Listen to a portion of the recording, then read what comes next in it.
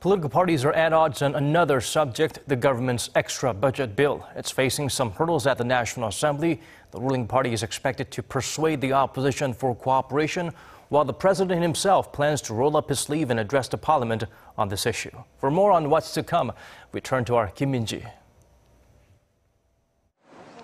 The ruling Democratic Party of Korea is expected to thoroughly ensure the smooth sailing of a $10 billion supplementary budget bill.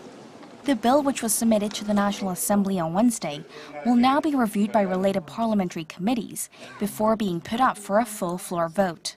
A large portion of the extra budget will be directed at creating jobs, especially as job market conditions haven't been too favorable for the country's young job seekers. Korea's youth jobless rate hit a record high of 9.8% last year, much higher than the overall 3.7% unemployment rate. The ruling party wants the extra budget implemented as soon as possible for maximum impact, and the last full parliament meeting of the extraordinary session is scheduled to take place on June 27th.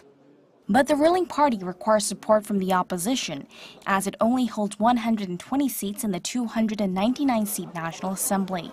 The opposition parties, on the other hand, already expressed pessimism over the passage, claiming that the bill doesn't fulfill legal criteria.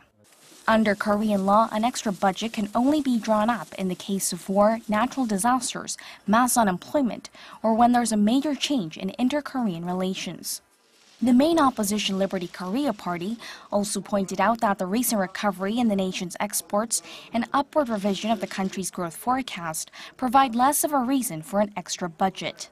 The centrist People's Party said that it won't just agree with the ruling for the sake of mere cooperation, adding that usually a budget is drawn up in the state of emergency, but that's not the case this time.